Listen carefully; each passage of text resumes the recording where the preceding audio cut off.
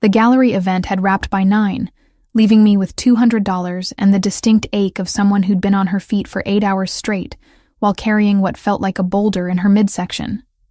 I stuffed the check in my jacket pocket, already calculating that covered part of next week's groceries, maybe a quarter of what I'd need for a tank of gas and the prenatal appointment on Thursday. The freelance work had dried up considerably since the bump became undeniable. Clients who'd been eager for my editorial eye 6 months ago suddenly went quiet when I arrived at shoots, with a body that screamed complications they didn't want to handle. The drive back to my apartment took me through downtown Boston, past the neighborhoods where people's problems were the kind money could solve. I'd grown accustomed to this particular flavor of poverty. Not the kind that made headlines, but the grinding, relentless kind where you counted quarters in the checkout line and rehearsed conversations with your landlord about late rent. My apartment was a studio in a part of town where the buildings held their secrets close, and nobody asked questions about a woman living alone at 8 months pregnant. The anonymity suited me. I'd been careful about everything. The prenatal clinic was public, staffed with overworked professionals who treated pregnancy like a production line. The ultrasounds happened in a room that smelled like industrial cleaner, and the technician who'd confirmed the baby's sex hadn't asked about the father. I preferred it that way. There were no photographs on my walls, no evidence of a life before this, no connections that could be yanked away or questioned. I'd built this isolation brick by brick, and while it was suffocating, it was also survivable. My mother called twice a week. Margaret worked as a nurse at Boston Medical, the kind of woman who kept antiseptic in her purse and believed that problems yielded to persistent questioning. She knew I'd been involved with someone years ago. Someone complicated. Someone from a world she'd warned me about, with the fervor of a woman who'd raised a daughter alone, and knew exactly how those stories ended.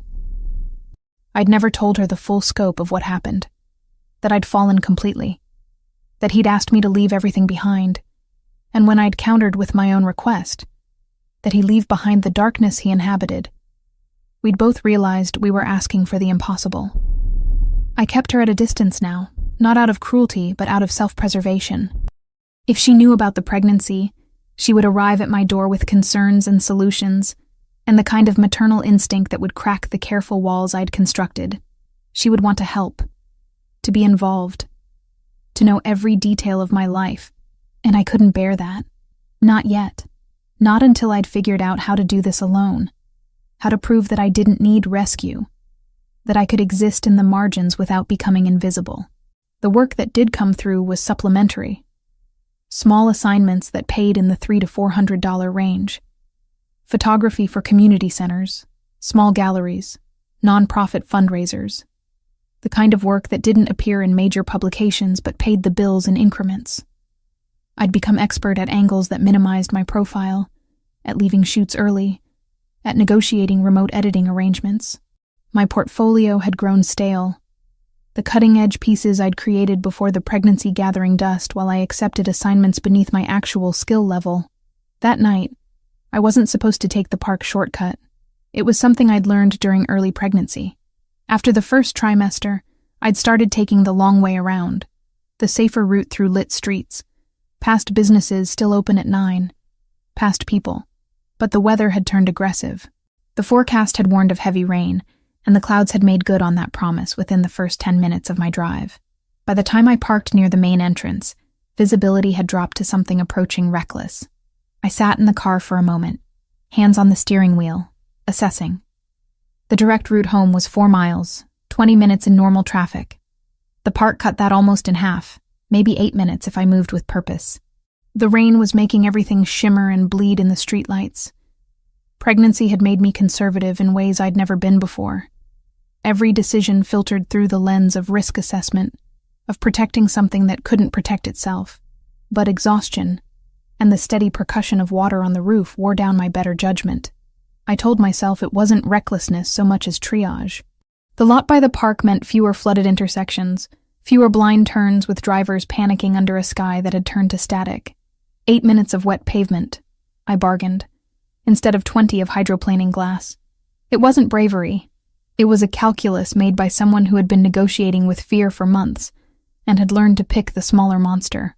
I grabbed my camera bag, locked the car, and headed toward the park entrance. The paths were slick and my balance had been compromised for months now. The weight distribution was all wrong. I'd learned to walk with hands splayed slightly, the way animals braced themselves before a fall. The bag hung awkwardly across my body, heavy with equipment I kept meaning to offload, but couldn't quite bring myself to abandon. Even pregnant and alone, I maintained the obsessive relationship with my work that had defined my adult life. The park at night in the rain had a particular quality, a dissolution of boundaries, as if the usual geography no longer applied. The trees dripped in that particular way of late autumn, leaves plastered against bark and concrete, the smell of earth and decomposition rising up from the mulched areas. My sneakers were soaked within the first 100 yards.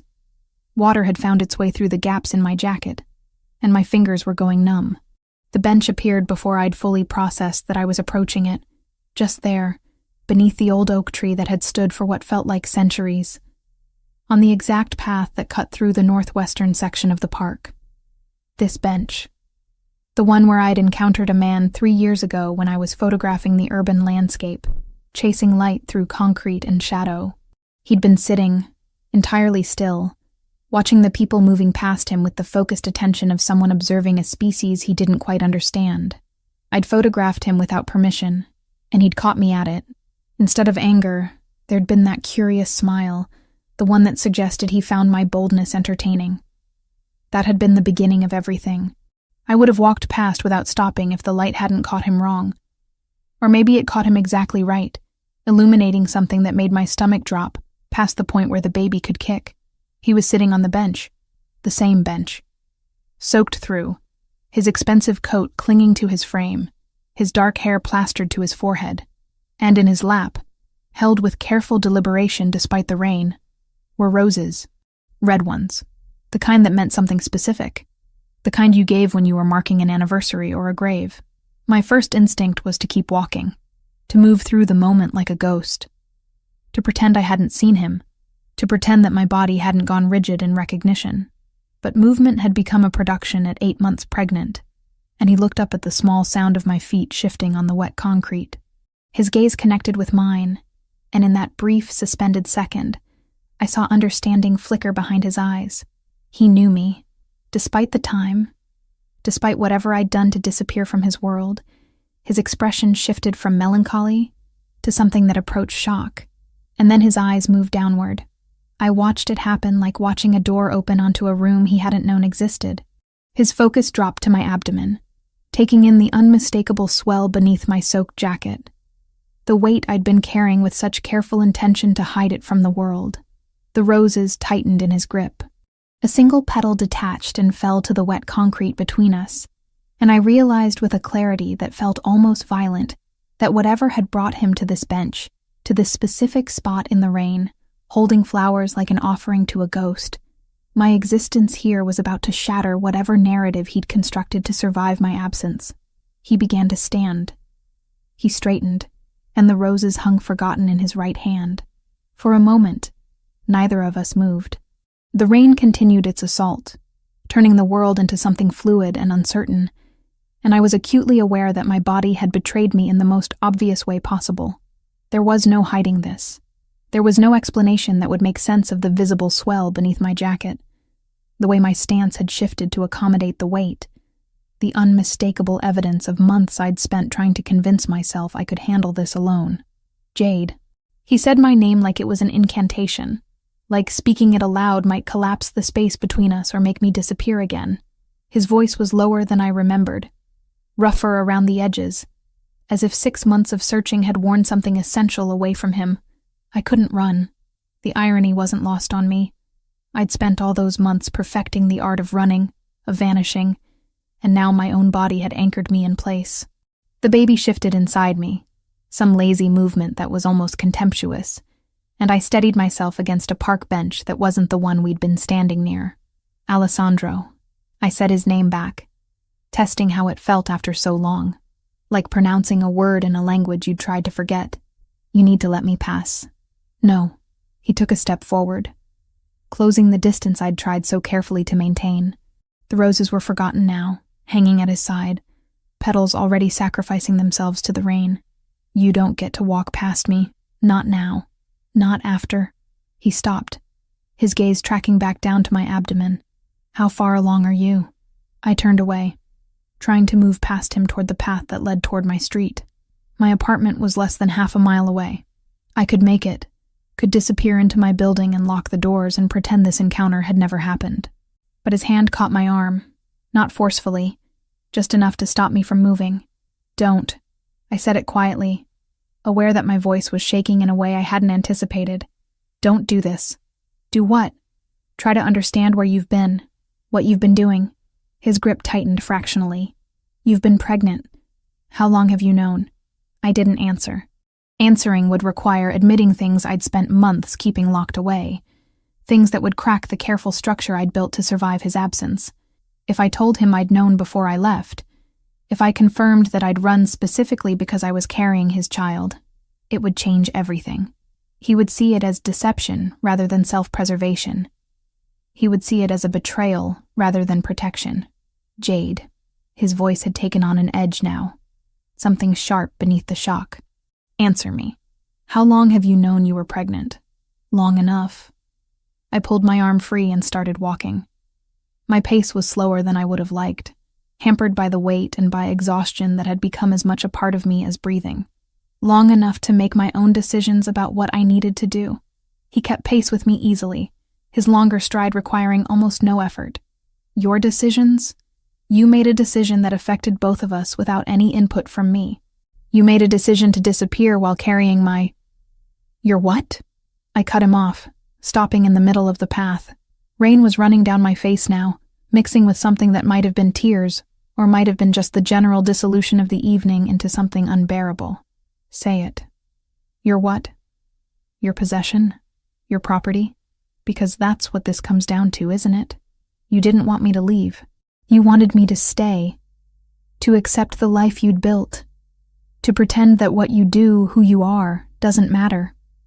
And when I asked you to choose differently, when I asked you to be different, you couldn't do it. So I made the choice you wouldn't make. He was quiet for a long moment. The roses were soaked through now, barely recognizable as flowers anymore, just darkened pulp and stems. You asked me to leave everything. Do you understand what that means? It's not a choice. It's not something I can just walk away from. Then that's your answer. I started moving again. That's why I left. You didn't leave because I chose the business over you. He was closer now, his voice pitched low so that only I could hear it beneath the sound of the rain. You left for another reason. You left because you knew you were pregnant, and you didn't want me involved. You didn't want this baby connected to who I am. To what I do. I didn't deny it. Denying it would be another lie layered on top of all the others, and I was too tired to maintain that level of deception. Instead, I kept walking, my breathing becoming labored as the incline of the path increased slightly. Pregnancy had made simple exercise feel like climbing a mountain. I'd learned to accept that my body didn't belong entirely to me anymore, that it had been colonized by this life that was partly him, partly me, entirely separate from both of us. Look at you. His tone had shifted, become almost gentle in a way that was somehow more devastating than anger would have been. You're 8 months along, walking alone in the rain. Do you have money? Do you have medical care? Do you have anything besides that camera bag you've been clutching like it matters? I have what I need. The lie came automatically now, polished by months of repetition. You're alone. He said it like it was the most obvious thing in the world. You're alone and pregnant and pretending you're fine. But you're not fine. You're exhausted. You're wet. You're carrying a child that needs what? I stopped again, turning to face him fully. That needs a father who's involved with organized crime. That needs to grow up in a world where people get hurt for leverage. That needs to learn that love is just another tool for control. My voice had risen, and I didn't care anymore who might hear. There was no one else in the park, no one else watching us dissolve into this conversation beneath the trees. This baby needs to be safe, Alessandro, and you couldn't offer me that. So I offered it to myself. His expression hardened, and for a moment I saw beneath the shock to the man underneath, the man who'd been raised in a world where love and violence were often synonymous. The man who probably thought that my rejection of his protection was a rejection of him. rather than a desperate attempt to give our child something neither of us had ever really had. "You need to come with me." He said it like it wasn't negotiable, like the years that had passed between us hadn't happened, like I was still someone who could be ordered around. "You need somewhere dry. You need medical attention. Whatever happened between us, that hasn't changed." "No." I turned away again, using the momentum to keep moving down the path. "I've handled this alone. I'll continue handling it alone." By taking shortcuts through parks in the middle of a downpour? He caught up to me again, and this time he positioned himself in front of me, forcing me to stop or collide with him. "This isn't about us anymore. This is about the fact that you're endangering yourself and a child. My child. And I won't stand here and watch that happen." "Then don't," I said, softer than I meant to. "Help me without owning me. If you want me to trust your protection, let it look like protection, not custody. One night, neutral ground, a doctor in the morning, no negotiations about anything else." I could have pushed past him. Probably. My center of gravity was too compromised to do it gracefully. But desperation might have lent me the necessary momentum. Instead, I found myself negotiating, which was its own kind of defeat. "If I agree to come with you, it's just for tonight." I said it like I was laying down terms in a boardroom rather than standing in the rain with my entire life falling apart. "One night, a place to stay that's not my apartment, and then tomorrow, we figure out how to manage this situation without destroying each other in the process." He nodded, but his expression suggested he thought he'd just won something much larger than one night of shelter. "There's a hotel, neutral ground. I can arrange it." The drive to the hotel was conducted mostly in silence. His car was exactly the kind of vehicle I'd expected. Luxury that announced itself through every detail, from the leather that probably cost more than my rent to the kind of quiet efficiency that only money could buy.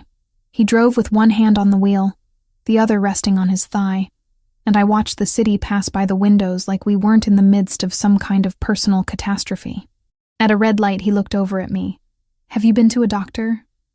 A real doctor? Public clinic. Everything's fine." "That's not what I asked. That's the only answer you're getting right now." I was too tired to explain the logistics of my pregnancy, the choices I'd made about care, the careful calculations about cost and access that had shaped every decision. Those were my calculations to make, my body to monitor, my child to protect. His involvement felt like a violation of the autonomy I'd so carefully constructed. The hotel was in the downtown area, the kind of place that catered to business travelers and people having affairs. He used a credit card to check in, and within 15 minutes, we were in a room on the 8th floor with a view of the city skyline. The space felt too large, too empty, too full of the weight of everything that had happened, and everything that still needed to happen. "There's a bathtub." He gestured toward the bathroom. "Hot water, clean towels. You should dry off before you catch something." I nodded, not trusting myself to speak. Moving toward the bathroom, I caught sight of myself in the mirror, wet, bedraggled, visibly pregnant. The woman looking back at me was a stranger, someone I didn't entirely recognize. Someone who'd been running so hard for so long that she'd almost forgotten what standing still felt like. When I emerged an hour later, Alessandro was standing by the window, looking out at the city. He'd showered as well, changed into clothes he must have kept in the car, and for a moment, he looked almost normal. Almost like the person I'd known before the MAFIA had fully claimed him, before the darkness had become so integral to who he was that it was impossible to separate the man from the organization. "We need to talk about what happens next." He said it without turning around. "Not tonight."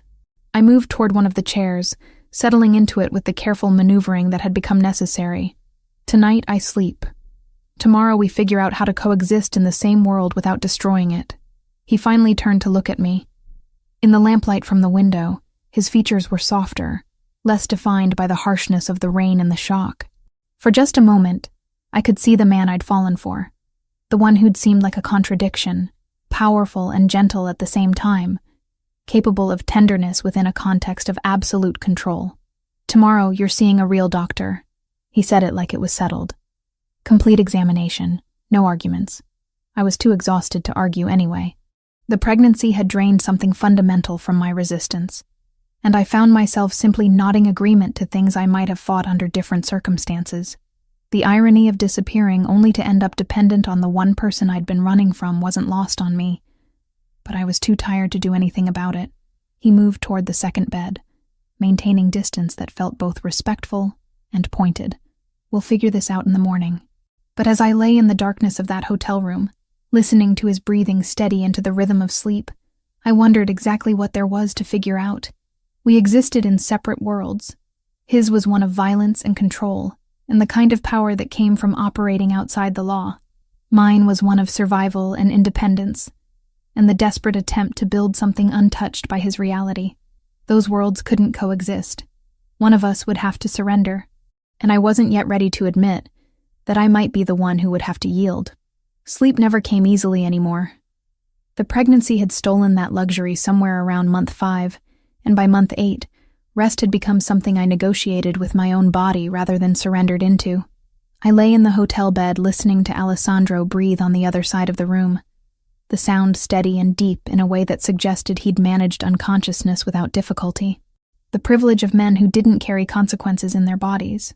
The room was dark, except for the ambient glow filtering through the curtains from the city below. I traced the outline of my belly beneath the hotel sheets, a gesture that had become unconscious routine. Inside this swollen landscape lived the reason for every choice I'd made in the past 6 months. Every document forged, every bridge burned, every moment of paralyzing loneliness. My mind drifted backward to the beginning, which had been so ordinary, it was almost laughable. 3 years earlier, I'd been in that same park on a Tuesday afternoon, hunting for specific angles of light through urban landscape. The kind of project that used to matter to me before pregnancy had recalibrated my entire sense of what mattered. I'd been lying on my back on the concrete, camera angled upward toward the canopy, when I'd noticed him. He was sitting on a bench about 30 yards away, utterly still, watching people move through the park with the kind of attention most people reserved for television screens. There was something unsettling about that stillness. In a city where everyone moved with desperate purpose, where standing still was considered a waste of time and resources, his immobility felt subversive. I'd photographed him without permission, capturing the way his tailored suit contradicted the park setting, the way his expression suggested he was cataloging something no one else could see. When he'd caught me at it, when he'd turned and made direct eye contact with the camera lens, I'd expected confrontation. Instead, he'd smiled. A real smile. Not the practiced expression of someone accustomed to social performance, but something that suggested genuine amusement. I'd approached him afterward with the recklessness of someone who hadn't yet learned what caution felt like. "Those are mine." I'd said it pointing to the camera, but we both understood I meant the photographs. "I'm aware." He'd stood, and I'd realized how tall he was, how the expensive suit was tailored to accommodate a body built for something more violent than boardroom meetings. "What will you do with them?" "That depends." I'd assessed him more carefully then, trying to categorize what I was seeing. "Are you going to make a legal issue out of it?" He'd laughed then, a sound that had seemed to reshape the entire afternoon around us. "Take the photographs. Use them however you want. I trust you'll find something interesting to do with them." That had been the beginning. Encounters that became routine. Coffee meetings that bled into dinners. Conversations where I'd realized he had more depth than his appearance suggested, more vulnerability than his profession should have allowed. I'd fallen in love with him in increments so gradual I hadn't noticed the moment it became total. The complications had emerged later. I'd done research because that was the kind of person I was. Thorough, obsessive, unable to accept surface presentations of reality. I'd discovered that Alessandro Ravellini wasn't just wealthy. He was connected to operations that made wealth seem incidental to power. The organization that bore his family name had roots deeper than Boston's historical foundations. When I'd confronted him about it, he hadn't denied anything.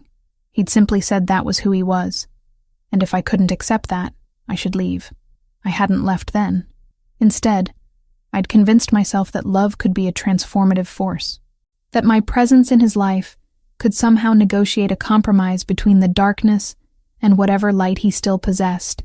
It was the kind of naive belief that only works when you haven't yet experienced the specific weight of organized crime as a reality rather than an abstraction.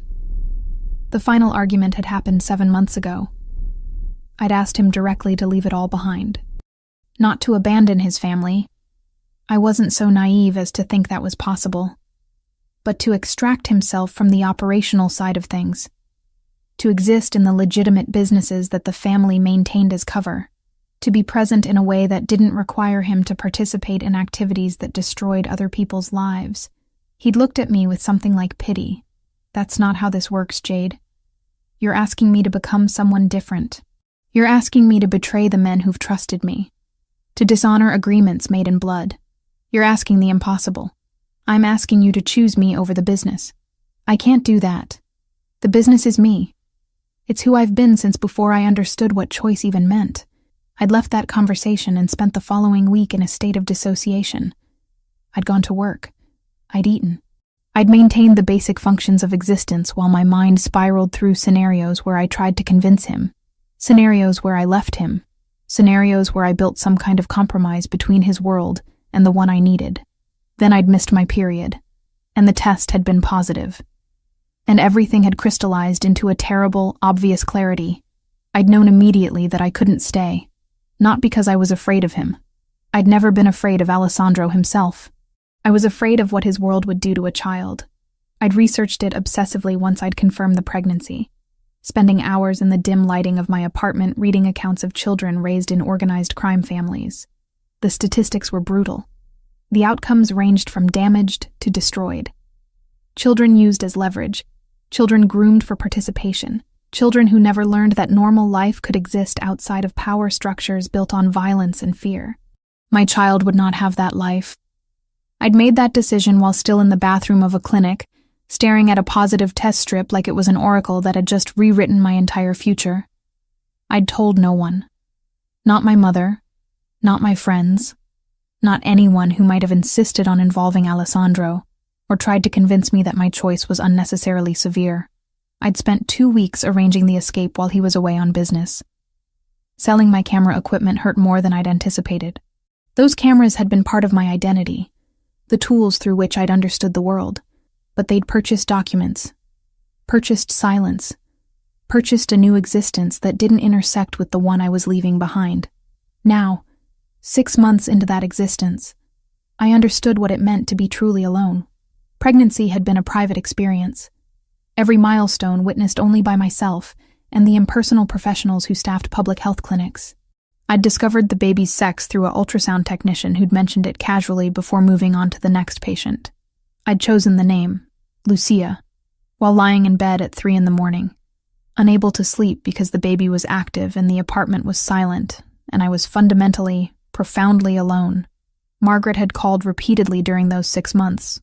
I'd let it go to voicemail, had texted back vague reassurances about work and life and nothing specific that would invite further questioning.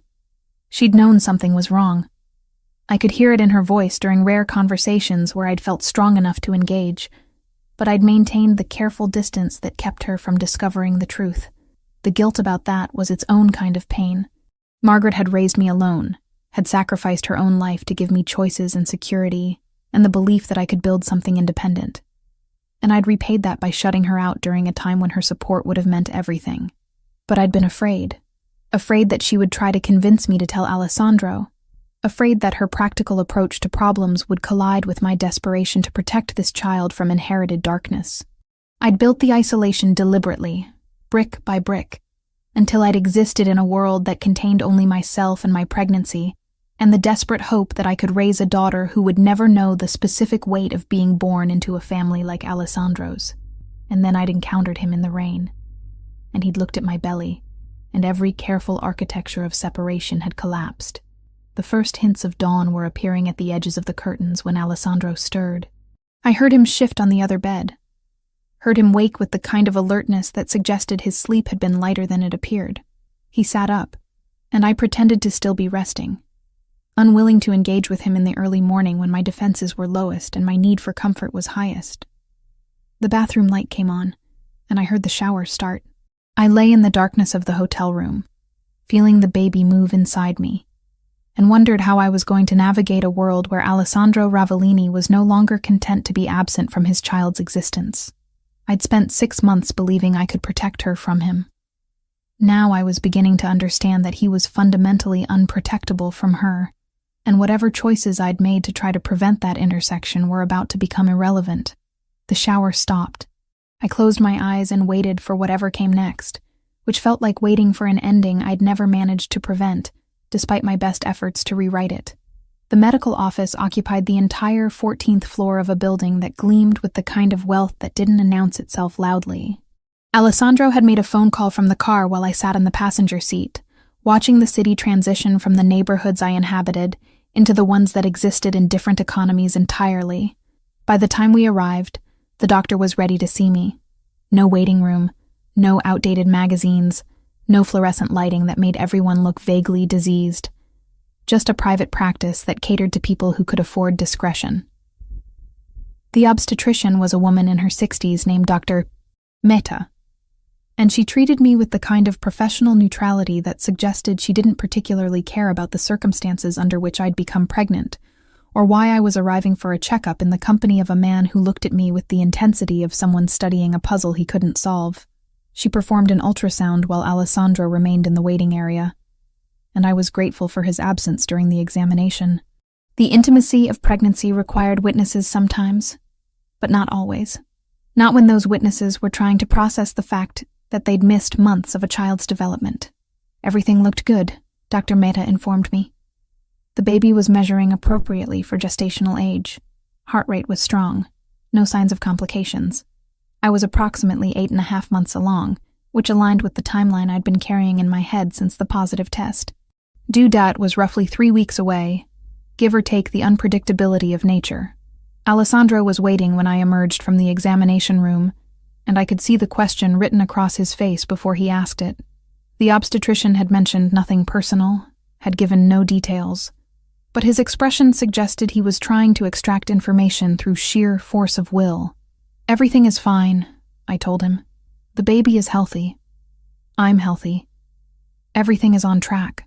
The restaurant he chose was in the financial district, the kind of place that required reservations weeks in advance unless you were the sort of person who could request a table and have one materialize immediately. We were seated in a private alcove, and I realized with something like resignation that he'd orchestrated that privacy deliberately. This wasn't going to be a casual lunch. This was going to be a negotiation. "You need to stop working," he said once we were alone, before we'd even looked at menus. "Whatever freelance assignments you've been taking, they need to end immediately. I need the income." I reached for water, trying to ground myself in something concrete. I need to pay my rent. I need to eat. Those things require money. "You won't need money." He said it with the casual certainty of someone accustomed to solving problems through resource allocation. "I'll provide for you. After the baby is born, after you've recovered, we'll figure out what comes next.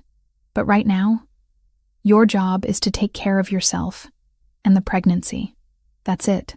I wanted to argue that I was perfectly capable of managing my own life, that his offer of financial support came with invisible strings attached that would gradually tighten until I couldn't move without his permission. But I was also 8 months pregnant and exhausted by the weight of trying to manage everything alone. The idea of security, even security with complications, held a terrible appeal. "And my apartment?" I asked. "My things? Pack whatever matters to you. I have a place in the city. You'll stay there. Safer, better neighborhood, medical care within minutes if anything goes wrong." There it was. The subtle shift from offer to requirement. The movement from suggestion into control. I'd known it would happen eventually. I just hoped for more time before it did. "I can't just move in with you, Alessandro. That sends a message that what? That I want to be involved in my child's life? That I want to ensure you're protected?" He leaned back in his chair, and the waiter appeared almost instantly to take our order. We both waved him away. "You disappeared for 6 months. You hid this pregnancy from me. I missed the ultrasounds, the development, all of it. I'm not going to miss any more." The accusation in that statement hung between us, and I felt something crystallize inside me. The moment I'd been dreading since the instant I'd seen him on that bench in the rain had finally arrived. The moment where I had to explain the choices I'd made and justify them to someone who felt entitled to answers. "I need to tell you something," I said quietly. "Something I should have said last night. But I couldn't. I wasn't ready. He waited, his expression hardening into something that suggested he already knew what was coming and didn't like the shape of it. I discovered I was pregnant 2 weeks after our last conversation. The one where you said you couldn't leave the business. I found out while you were in Italy for whatever you were doing with your organization. I watched him absorb this information, watched his hands clench against the table edge. I took the test, and I saw the positive result, and I knew exactly what I needed to do. You left. He said it like he was confirming a theory he'd been working through. I left, because I knew if I told you, you would never let me go. You would have convinced me to stay, or you would have forced me to stay, or you would have entangled yourself in my pregnancy in a way that made extraction impossible. And I couldn't. My voice cracked slightly, and I pressed my palms against the table to steady myself. I couldn't raise our daughter in the world you inhabit. I couldn't watch her grow up thinking violence was a legitimate response to conflict. I couldn't let her become a tool for leverage or leverage against you, or a reason for people to hurt us both. He stood abruptly, his chair scraping back with a sound that made other diners glance in our direction. I thought for a moment he was going to leave, was going to walk out of the restaurant, and out of both our lives in a demonstration of the kind of power he usually reserved for business negotiations. Instead, he walked to the window and stood with his back to me, his shoulders held so rigidly they looked like they might snap. "You've been pregnant for 6 months," he said to the glass. 6 months of carrying my daughter. And you didn't think I deserved to know. You didn't think I deserved a choice about whether I wanted to be involved. You already made your choice. I remained seated, my hands shaking slightly as I lifted the water glass to my lips. When you told me you couldn't leave the business, when you made it clear that your organization came first, that's when you made your choice. I just accepted it and moved on with the consequences. He turned to face me, and the expression I saw there was something I'd never quite witnessed before. Grief, rage, betrayal, all of it layered over the kind of magua that came from loving someone and feeling that love thrown back at you as rejection. "I had a right to know," he said, his voice so low it was almost conversational. "Regardless of everything else, regardless of our situation, I had a right to know that I was going to be a father." "No," I said it firmly, drawing on reserves of conviction I wasn't entirely sure I possessed. "You had the right to make choices for your own life. I had the right to make choices for mine and for hers. You chose the Ravellini family. I chose to protect my daughter from becoming collateral in your world. Those are both valid choices. They're just incompatible with each other." The waiter approached again, hovering uncertainly at the edge of our private alcove. Alessandro dismissed him with a gesture that was more frustrated than hostile. He returned to the table and sat, and for a long moment, neither of us spoke. The restaurants around us continued their quiet commerce, whispered conversations, the clink of silverware, the choreography of wealth in motion. "I need to know everything," he finally said. "How much you've spent, where you've been living, what kind of prenatal care you've been receiving, everything. I've been at a public clinic. The care is adequate, though not luxurious. I've been living in an apartment in a neighborhood you would probably consider beneath your notice. And I've spent exactly what I needed to spend to survive." I met his gaze. "I've managed, Alessandro. I know you think I needed your resources, but I was managing. Barely." The word came out sharp. "You were barely managing. Walking alone in the rain at night because you had nowhere else to be. Working yourself to exhaustion for money that never quite covered everything. Managing is what people do when they're drowning and trying to pretend they know how to swim." His assessment was uncomfortably accurate, and I hated him for seeing through the narrative I'd constructed about my independence and survival. I hated him because he was right. I hated him because his right to be involved in his child's life was colliding with my right to raise her in safety, and there was no version of this situation where both things were possible. "So, what do you want from me?" I asked. "What exactly do you need me to do?" "I want you to stop living like this. I want you to accept my help. I want you to acknowledge that I deserve to be present for my daughter's birth and her childhood and her entire life. And I want you to accept that whether you like it or not, you're connected to me now in a way that can't be undone." The implication hung between us, unspoken, but perfectly clear. I could accept his terms, or I could continue in the direction I'd been traveling. But I couldn't have both. I couldn't have his support and my independence. I couldn't have his protection and my autonomy. I would have to choose, and neither option felt entirely acceptable. "I need to think," I said finally. "I can't just accept all of this without considering what it means. We don't have unlimited time." His voice had returned to something more controlled, more businesslike. "You're 3 weeks from giving birth. After that, everything changes. The baby will be here, and I will be part of her life, whether you cooperate or not. It would be better if you chose to cooperate." It sounded like a threat, though not in the way that would have registered as violent. It was the threat of a man accustomed to getting what he wanted, saying what would happen if I continued to resist. And the terrifying part was that I didn't know if he was capable of following through, or if he was simply stating facts as he understood them. We left the restaurant without eating. I felt empty in a way that had nothing to do with hunger, and everything to do with the realization that my choices were collapsing into a narrower and narrower range of possibilities. I'd thought I could protect Lucia from Alessandro's world simply by refusing to acknowledge that he existed. I'd thought that disappearance was a permanent solution. Now I understood that it had only been a temporary reprieve, and the bill for that reprieve was about to come due in the form of compromise and concession. In the car on the way back to my apartment so I could gather my things, I didn't speak. Alessandro didn't attempt conversation. The silence between us was different now. Not the silence of two people separated by mutual decision, but the silence of two people beginning to understand that they were far more entangled than either of them had realized, and that untangling wasn't actually possible anymore. The first photograph arrived via courier to the hotel on a Tuesday morning. Alessandro was already gone, conducting business that I'd learned not to ask about. I found the envelope on the table near the door, pristine and unmarked except for the word Ravellini, written in block letters. Inside was an image of me from 3 days earlier outside the prenatal clinic. I was identifiable, unmistakably pregnant, completely vulnerable. Someone had positioned themselves to capture the exact moment I was walking toward the clinic entrance, my hand on my lower back, my gait the particular waddle of someone 8 months along. The photograph was technically perfect, which made it infinitely more terrifying than if it had been amateur. Someone with skill and resources had documented me going about the most intimate aspect of my life. There was no note, no explanation, just the photograph and the implicit message contained within it. "We know where you are.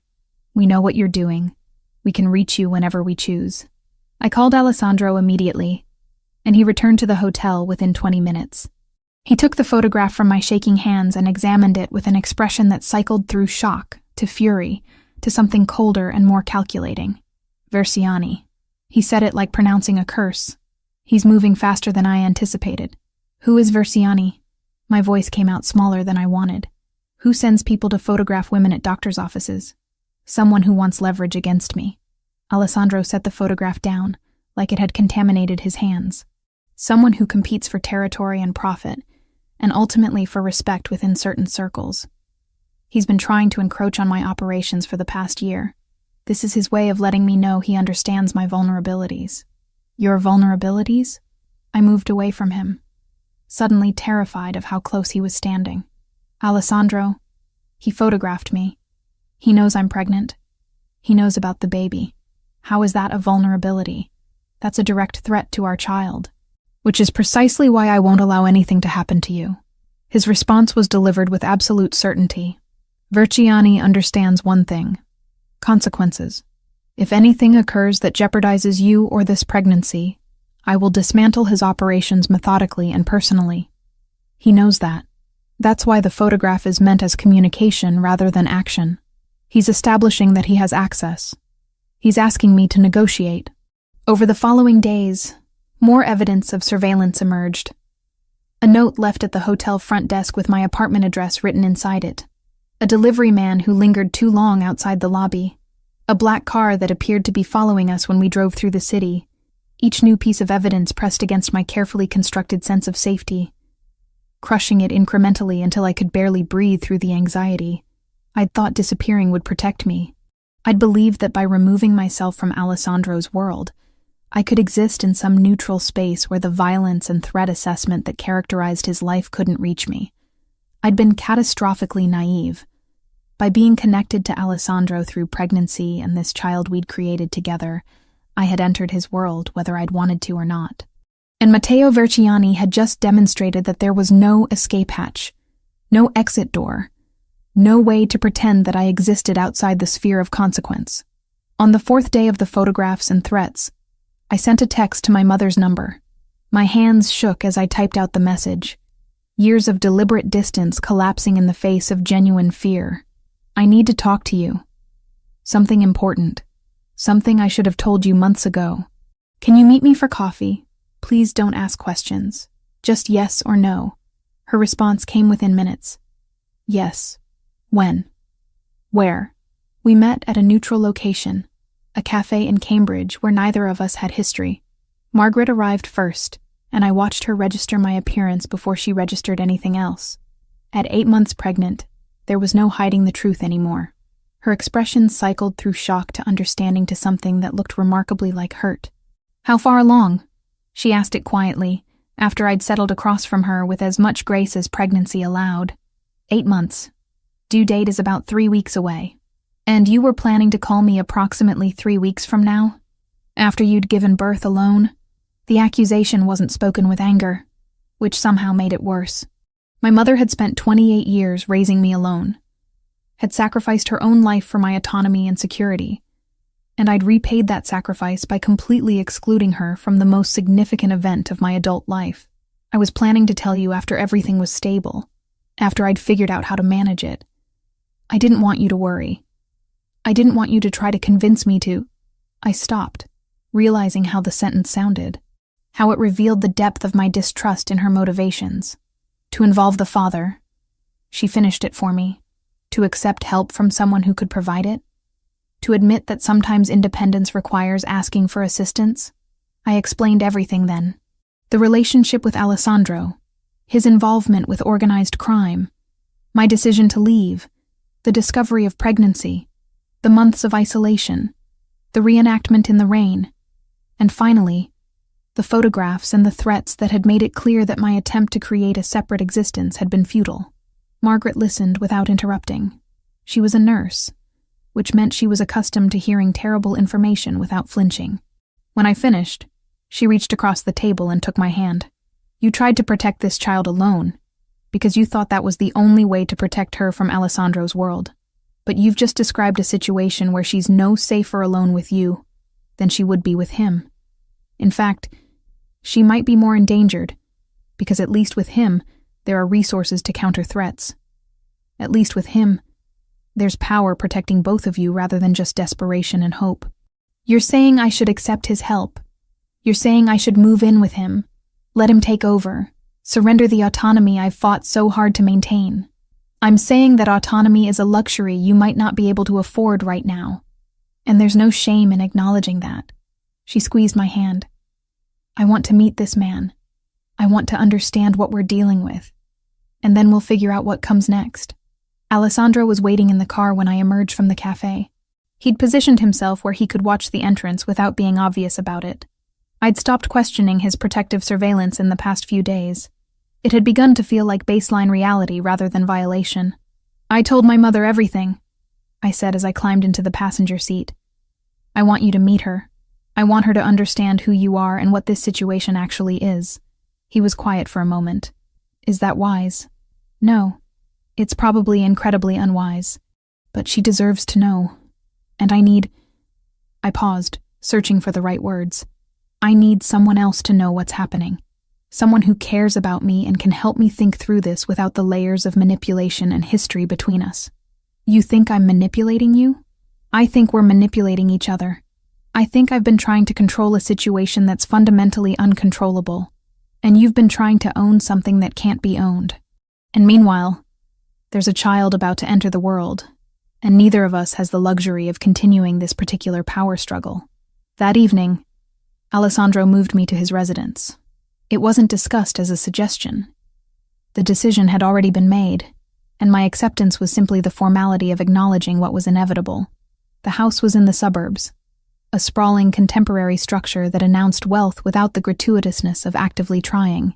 There were security measures I hadn't known existed. Cameras, reinforced entry points, a perimeter that felt like a fortress wrapped in the aesthetic of modern architecture.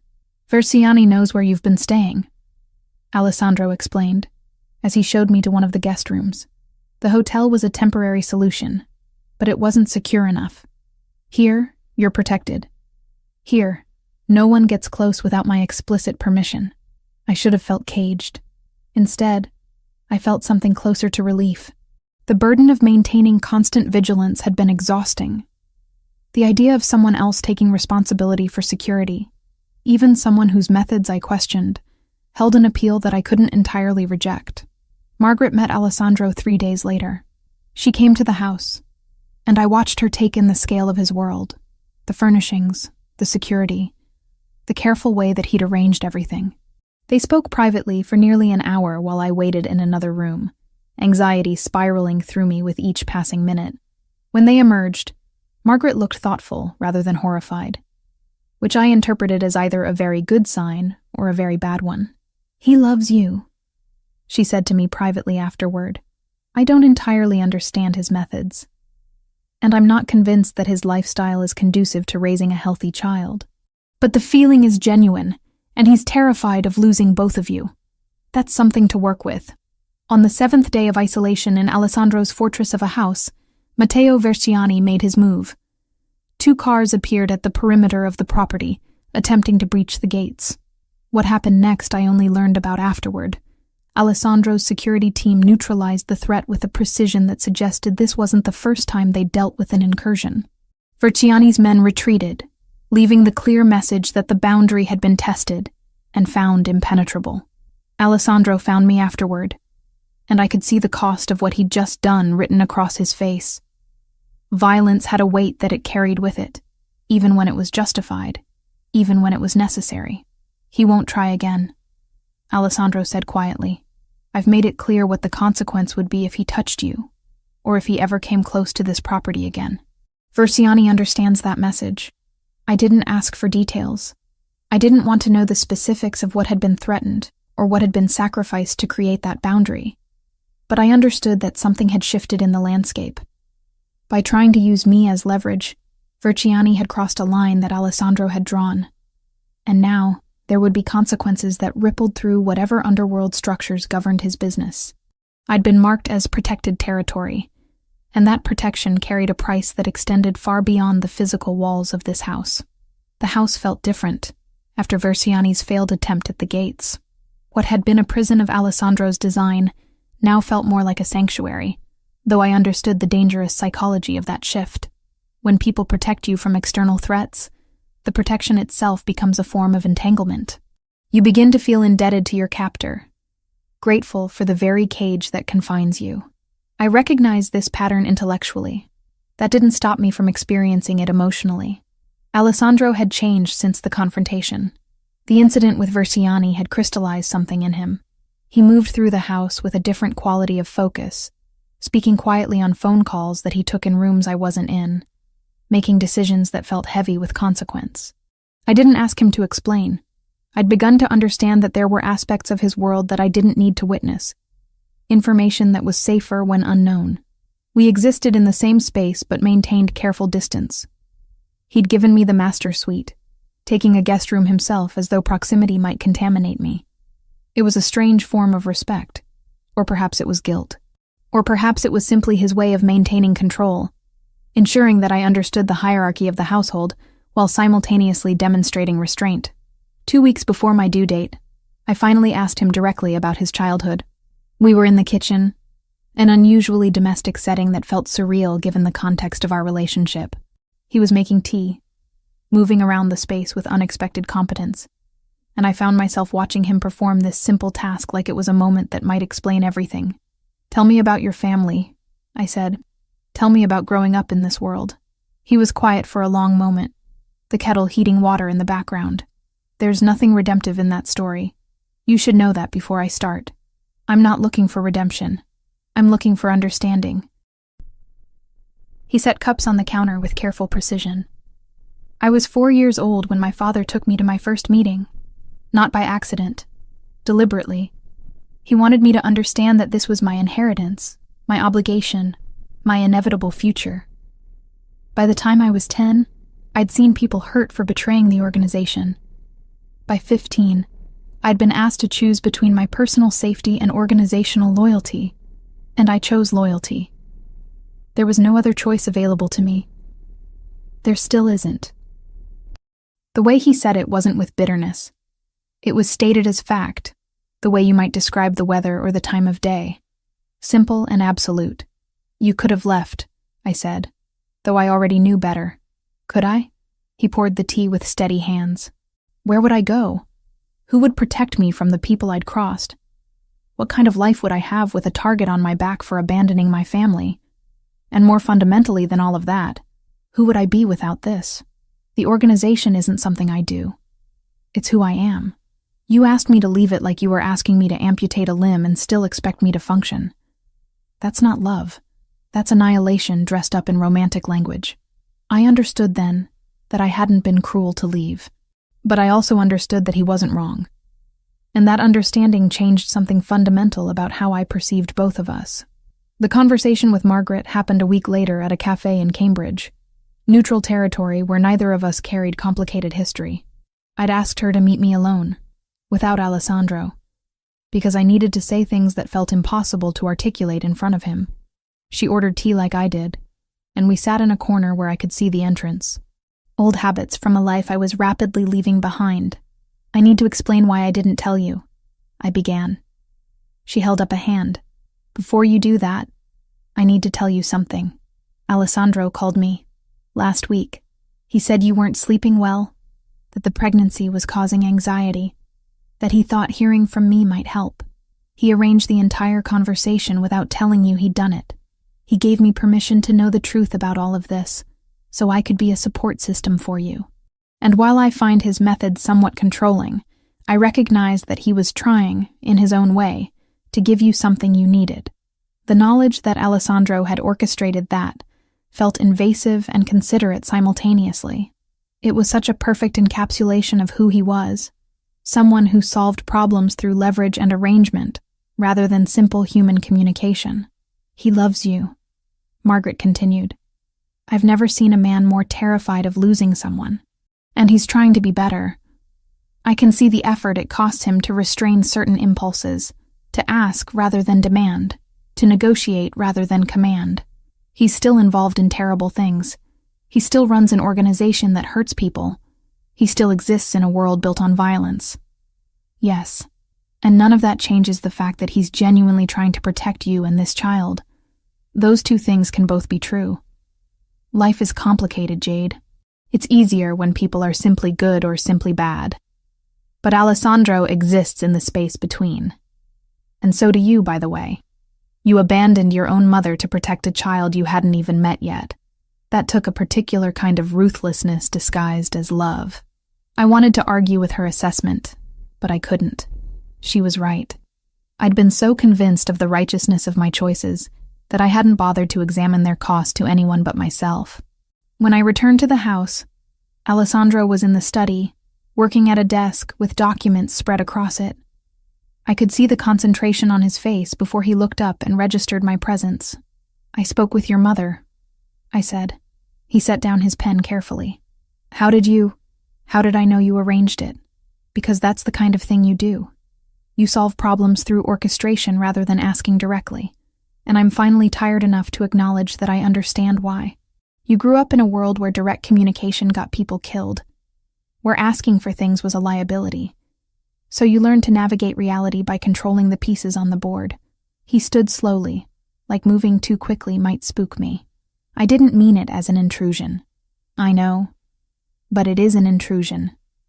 And I'm going to keep calling it that when it happens.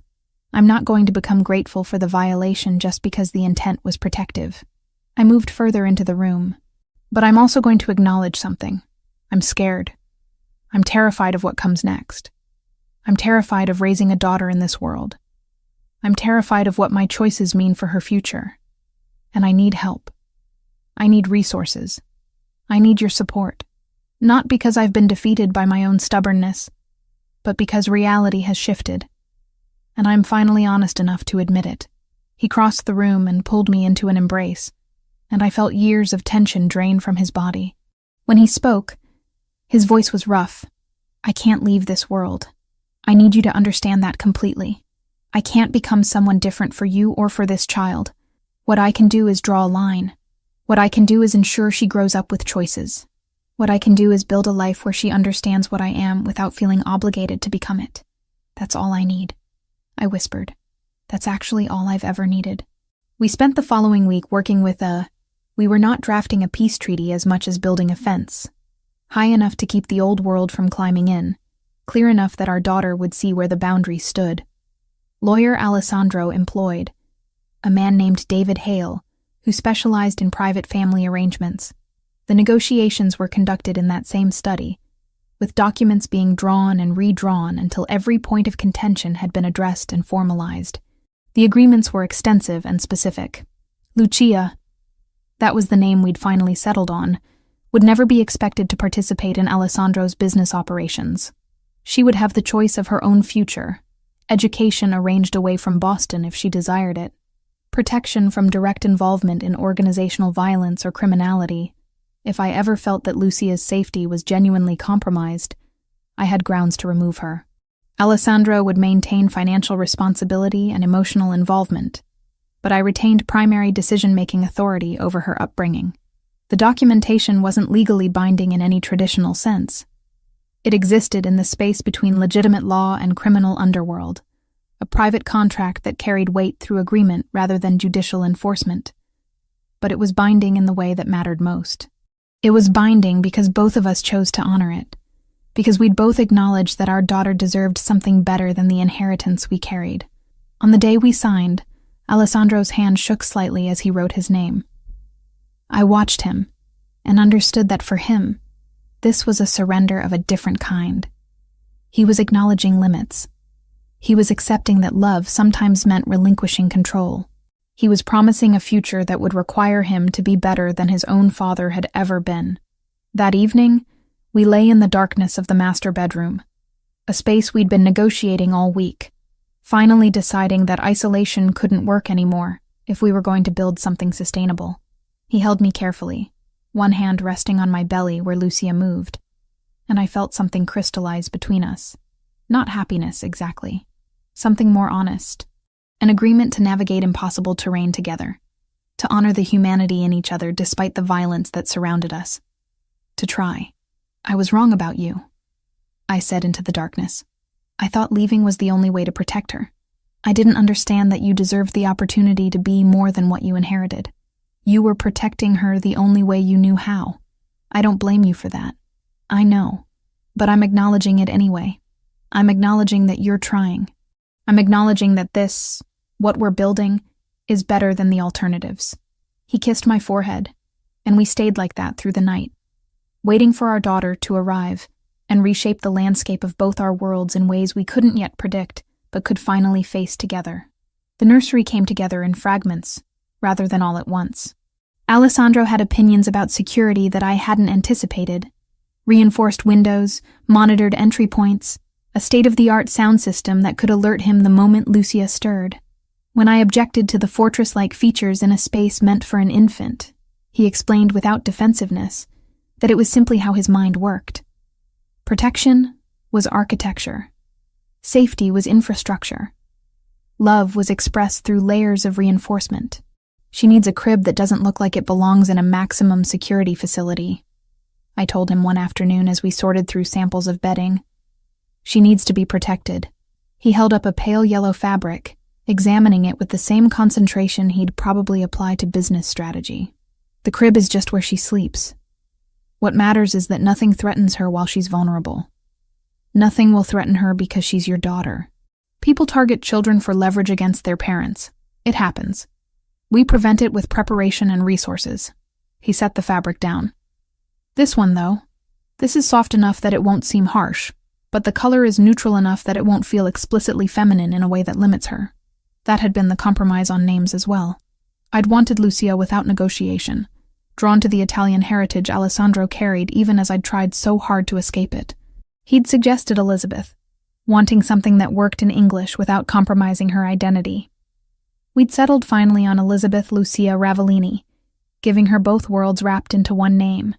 Margaret began visiting twice a week, bringing her particular brand of practical care into the house. She'd started researching nursery preparation, asking Alessandro questions about the security features with the clinical precision of a woman who'd spent her career navigating institutional systems.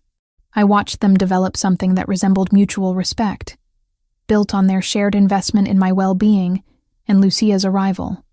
One afternoon, Margaret helped me organize the baby clothes while Alessandro was occupied with work in another part of the house.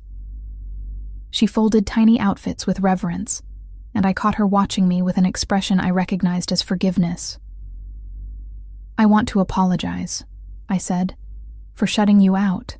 You already have." She set down a onesie. "And I've already told you that I understand why you did it. What we're doing now is moving forward. That's more important than relitigating the past." But moving forward became complicated in the 8th month when a medical appointment revealed elevated protein in my urine and blood pressure readings that made Dr. Maida furrow her brow in a way that suggested concern. She recommended increased monitoring and discussed the possibility of early delivery if preeclampsia developed. "What does that mean for the baby?" I asked, my hand instinctively moving to my belly. "It means we keep close watch. It means we monitor your symptoms. It means if things progress, we deliver early because your health becomes the priority. Babies at this stage do well with delivery. The risk is to you if the condition isn't managed." Alessandro drove me home in silence, his hands gripping the steering wheel with enough force that I could see the tension in his forearms. When we arrived at the house, he went directly to his study without speaking. I understood that he was processing the knowledge that something could go wrong, that control had limits, that protection couldn't prevent every complication. Later that night, I found him in the nursery, standing in the center of the room with his hands in his pockets, looking at the crib like it was an artifact from a future that might not materialize. "It's going to be fine," I said from the doorway. "You don't know that. I know that preeclampsia is manageable. I know that Dr. Mehta is monitoring it carefully. I know that if we need to deliver early, babies do well at this stage. I know that I'm taking my medication and keeping my appointments." I crossed the room and took his hand. "I know that you're terrified, but fear doesn't change the outcome. Only preparation and trust do." The confrontation with Verciani's organization came 2 weeks later without warning. I was resting in the master bedroom, my body swollen and aching, when I heard the alarm system activate. Not a warning. A full activation that suggested something had breached the perimeter. Alessandro appeared in the doorway, fully dressed and alert. "Stay in the bedroom. Lock the door. Don't open it for anyone but me." "What's happening?" "They're testing the security, trying to see how we respond." He moved toward the door. "Stay locked in. I mean it." I positioned myself by the window where I could see the front of the property without being directly visible. 2 black vehicles had positioned themselves at the gates, and men were moving toward the entrance in a formation that suggested military training. Then I watched as Alessandro's security responded, not with weapons immediately visible, but with controlled movement and communication that suggested preparation and authority. The confrontation lasted perhaps 10 minutes. I couldn't see the details, but I watched the dynamics shift. Whoever had arrived seemed to realize that the property wasn't accessible, that their leverage was theoretical rather than practical. The vehicles retreated, and within minutes, the property was silent again. Alessandro returned to the bedroom and found me standing at the window. He pulled me away gently. "You should be resting." "What happened?" "Verciani testing boundaries, testing whether the security I described was real or bluff." He got his answer. "Did they hurt anyone?" "No. We made sure of that.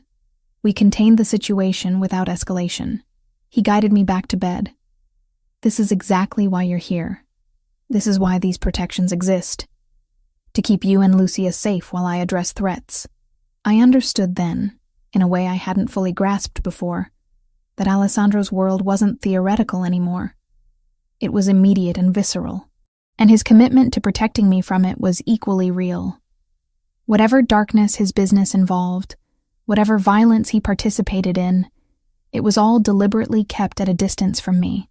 He was constructing a boundary between his world and ours. At week 37, I went in for a routine appointment and didn't come home. The blood pressure readings were climbing, the protein levels increasing, and Dr. Mehta made the decision to admit me for monitoring. We're close enough to delivery that if this progresses significantly, we deliver early rather than risk maternal complications, she explained. I want you where we can monitor you continuously. The hospital was private, another space Alessandro had arranged through his resources. A room that felt more like a hotel than a medical facility, but with every piece of sophisticated equipment integrated seamlessly into the aesthetic. Margaret arrived within an hour. Alessandro had called her, and she came directly from her shift at the public hospital, still in her nurse's scrubs, moving with the competence of someone who'd spent decades navigating medical spaces. They're being cautious, she told me after reviewing my charts with Dr. Mehta, which is appropriate at this point. Preeclampsia is serious, but it's also manageable when you're as close to delivery as you are.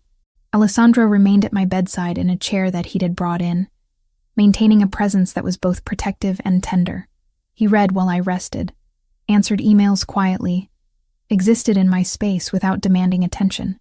And when I woke in the middle of the night with anxiety spiraling through my chest, he was immediately alert, holding my hand, talking me through the panic until my breathing steadied.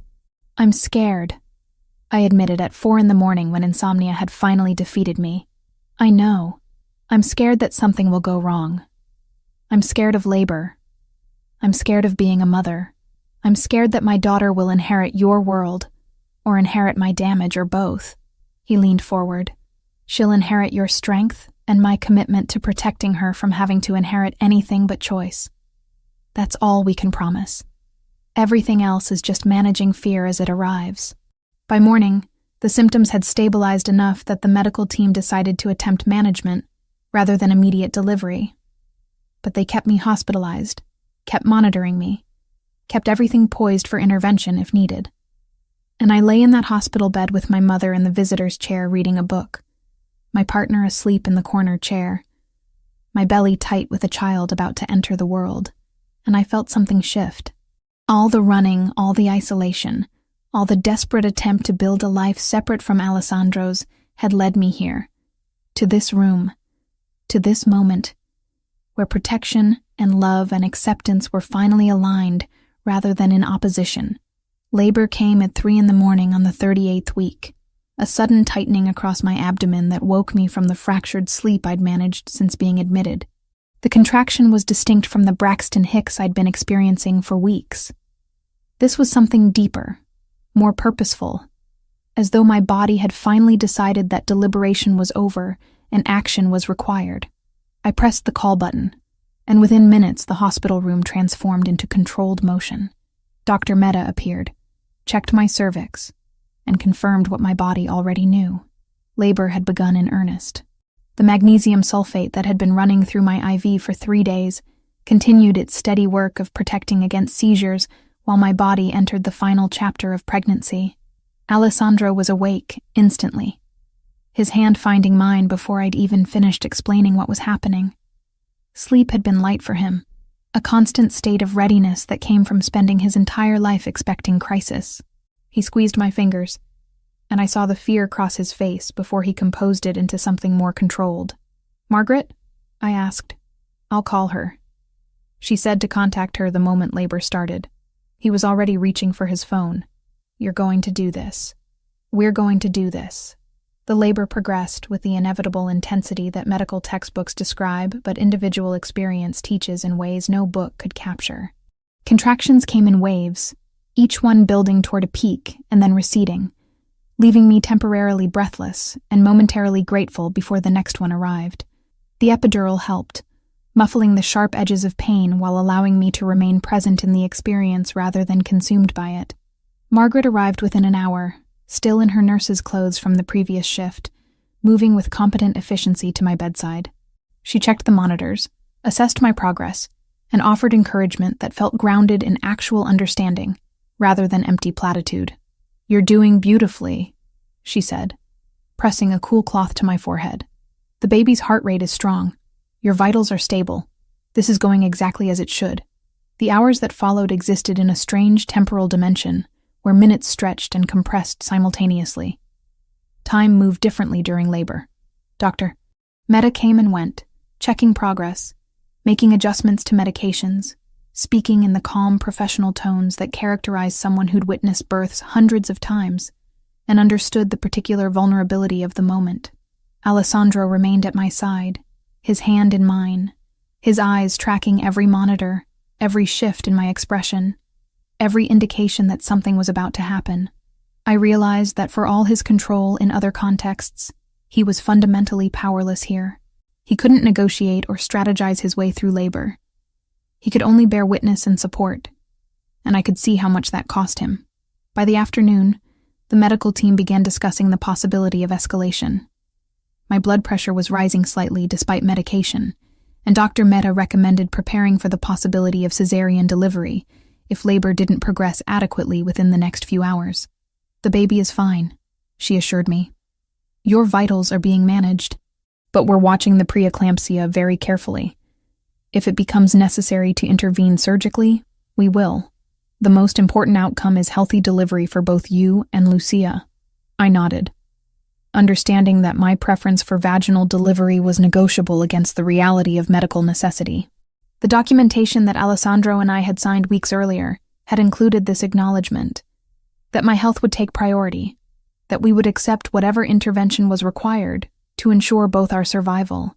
When the transition phase finally came, when my body shifted into the pushing phase with an intensity that eclipsed everything that had come before, I understood what they meant when they said labor could feel like your body was trying to turn itself inside out.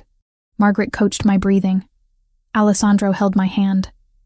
Dr. Mehta provided guidance with the calm authority of someone who'd guided countless women through this exact terrain. "I see the head," Dr. Mehta announced. "Good progress. You're doing beautifully. Next contraction, push as hard as you can." I pushed, drawing from reserves I didn't know I possessed, and felt something fundamental shift. The sensation was overwhelming and primal, and unlike anything I'd experienced before. My body was expelling life in the most basic sense, and every instinct screamed to complete the task. "One more push. Come on, Jade, one more." I pushed again, and suddenly there was a sensation of release, of emptying, of something leaving my body that had been part of me for 9 months. And then there was a sound, a small, indignant wail that registered as the most beautiful noise I'd ever heard. "It's a girl," Dr. Mehta announced, though we'd known that for months. Somehow hearing it spoken aloud at the moment of her arrival felt different, more real, more permanent. Beautiful, healthy girl. Let's get her cleaned up. They placed her on my chest before I'd fully processed that she existed as a separate entity. Lucia was smaller than I'd anticipated, her skin covered in vernix and blood, her eyes squeezed tightly shut, her mouth moving with the determined searching of a newborn seeking something to latch onto. She was the most perfect thing I'd ever witnessed. And she was here. And she was ours. Alessandro leaned over both of us, his hand trembling as it moved to touch our daughter's face with unexpected gentleness. I saw tears on his cheeks, and I realized I'd never actually seen him cry before. Emotional vulnerability was something he kept carefully compartmentalized. And yet here it was, breaking through every carefully constructed wall in the face of this small human who carried his blood. "Elizabeth Lucia Ravellini," I whispered, testing her full name for the first time. "Hello, baby girl." Margaret photographed the moment with her phone, capturing Alessandro's expression and my exhaustion and the absolute wonder of new life compressed into a single frame. Her professional assessment of my vital signs continued in the background. Blood pressure was manageable, bleeding was controlled, the placenta delivered successfully without complications. All of it was important. None of it mattered in the face of the small, perfect creature on my chest. The following hours dissolved into the logistics of medical recovery and infant care. Lucia was weighed and measured and tested, scoring high on every assessment. She fed within her first hour, demonstrating the instinctive knowledge that somehow lived in her newborn body. I remained connected to IV medications, to monitors, to the apparatus of medical management that continued to track my preeclampsia, while my body began the process of recovery. By evening, the symptoms were beginning to stabilize. The elevated blood pressure was responding to medication. The protein levels in my urine were beginning to normalize. Dr. Mehta explained that the only true cure for preeclampsia was delivery, and delivery had occurred. Now my body just needed time to adjust to non-pregnancy life. That night, with Lucia sleeping in the bassinet beside my hospital bed, and Alessandro in the visitor's chair with his arm extended across the space to touch our daughter's bassinet, I allowed myself to acknowledge what had just happened. The running had ended. The isolation had ended. The future had arrived, and it looked completely different from anything I'd anticipated when I'd first discovered I was pregnant. 2 days later, we left the hospital. Dr. Mehta had given me clear recovery instructions: rest, monitoring of blood pressure, delayed return to physical activity. Lucia had passed all her newborn screening tests. We were declared medically clear to return home. Alessandro drove carefully, mindful of the newborn passenger. I sat in the back seat next to Lucia's car seat, watching her sleep with the particular anxiety of someone who'd spent the entire pregnancy convinced something would go wrong. She looked impossibly small, impossibly fragile, impossibly real. The house felt different with her inside it. The nursery that Alessandro had designed with such forensic attention to security now held a sleeping infant instead of the theoretical child we'd been preparing for. Margaret had come to the house before our arrival and prepared everything, standing in the nursery when we entered, her expression a mixture of joy and vindication. "She's perfect," Margaret said, peering at Lucia through the bassinet bars. Absolutely perfect. 6 weeks later, I found myself back in the park.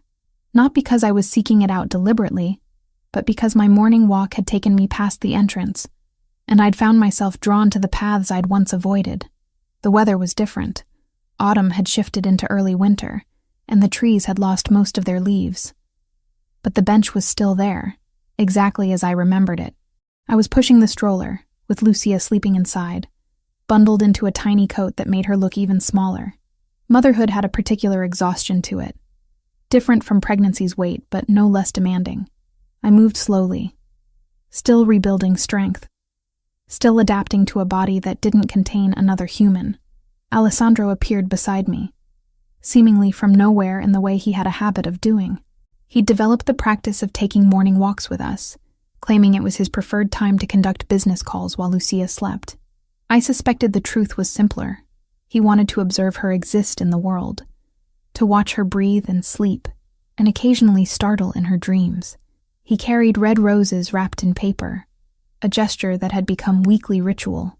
He placed them on the bench, the same bench where I'd encountered him in the rain 6 months earlier, where we'd first locked eyes after years of separation, where everything had collapsed and reformed into something new. For her? I asked, nodding to the roses. For all of us. He looked at me, and I saw in his expression something that had shifted since Lucia's birth.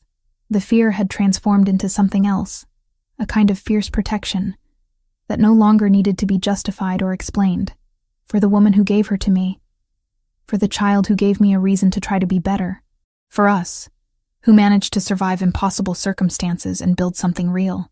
I reached out and took his hand, and we stood together watching our sleeping daughter, the three of us existing in a moment that felt precarious and solid simultaneously. "I used to think I could protect her by keeping her separate from your world," I said quietly. I didn't understand that separation wasn't protection. Love was protection. Resources were protection. Commitment was protection. "You protected her by running. I protected her by staying. Maybe what she really needed was both." He pulled me closer, careful not to jostle the stroller. "We're going to raise her in the space between our two worlds. She'll know safety but not ignorance. She'll have choices we never had.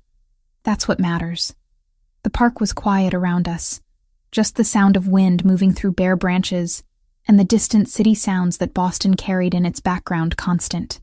I thought about the woman I'd been when I'd first discovered I was pregnant, so certain that isolation was the solution, that I could build something separate from Alessandro's reality, that love meant leaving.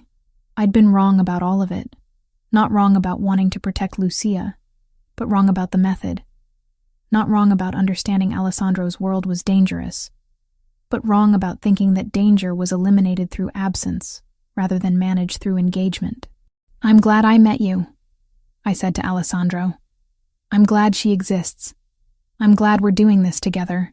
He kissed my forehead, and for a moment, we stood in the park where our story had begun, not as lovers rediscovering each other, but as parents committed to the welfare of the small life we'd created together. The roses on the bench were a marker of that journey. The pain and separation and desperate searching, all transformed into this moment of emergence, into something that felt like could almost be called peace. Behind us, Lucia slept through it all, unaware of the weight of history and choice and consequence that surrounded her arrival.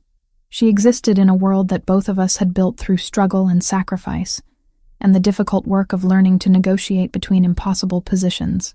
She existed as proof that love could survive organized crime and betrayal and desperate fear. She existed as the reason why two people who had every logical reason to remain separated had instead chosen to remain together. And that, I finally understood, was the only redemption either of us was ever going to require.